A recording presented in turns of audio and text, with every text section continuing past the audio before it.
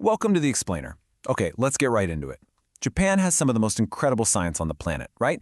But turning that brilliant science into a global biotech blockbuster has always been the big hurdle. So today, we're going to build the playbook to change that.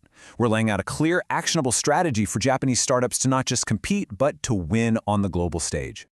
Look, the opportunity is absolutely massive, but let's be real, the competition is ferocious. So the question on every founder's and every investor's mind is this: what's the actual winning strategy? How does a genius idea from a lab in Tokyo or Osaka become a household name, a blockbuster drug sold all over the world? That's the puzzle we're here to solve. To really get a sense of the scale we're talking about, just look at this number, $43 billion.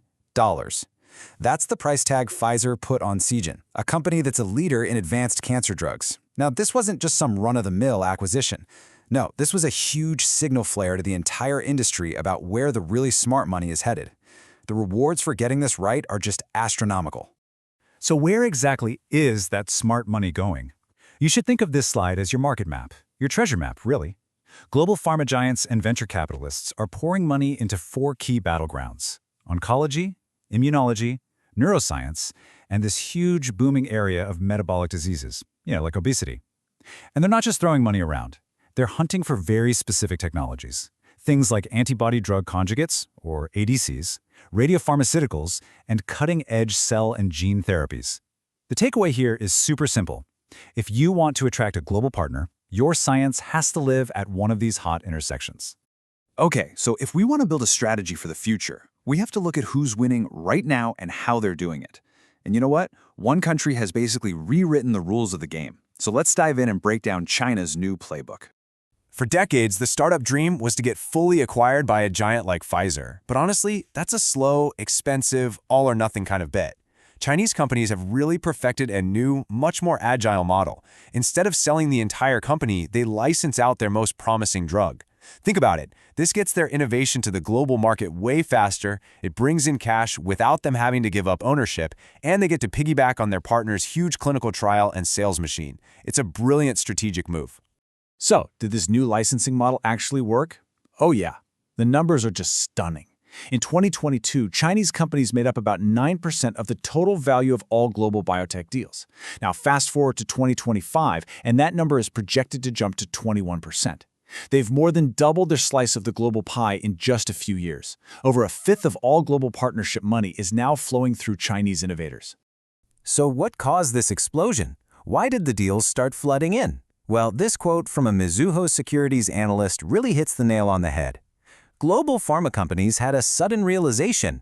They could get their hands on world-class science coming out of China for a much more reasonable price than in, say, Boston or San Francisco. It was a simple, powerful value proposition, and they jumped all over it. And you can see the sheer scale of that right here. The total dollar value of these deals tied to China is on track to nearly triple, going from $32 billion in 2022 to a projected $92 billion by 2025. This isn't just some small trend. This is a massive tectonic shift in how drugs are developed globally. All right, so what does all of this mean for Japan? How can Japanese startups take these powerful lessons and build their own path of victory? This, right here, is the winning playbook.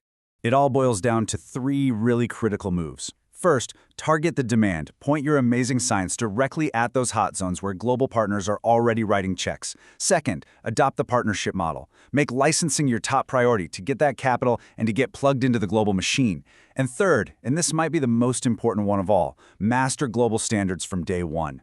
And when I say global standards, let's be clear, we're talking about one thing: the FDA gauntlet. The U.S. Food and Drug Administration is the ultimate gatekeeper. They control access to the largest, most profitable drug market in the world. Getting their approval is the global gold standard, and it comes with a rule you absolutely cannot break. Your clinical trial data has to come from a diverse global population. And if you need any proof of just how critical this is, let me tell you a little cautionary tale. There was a Chinese company, Innovent.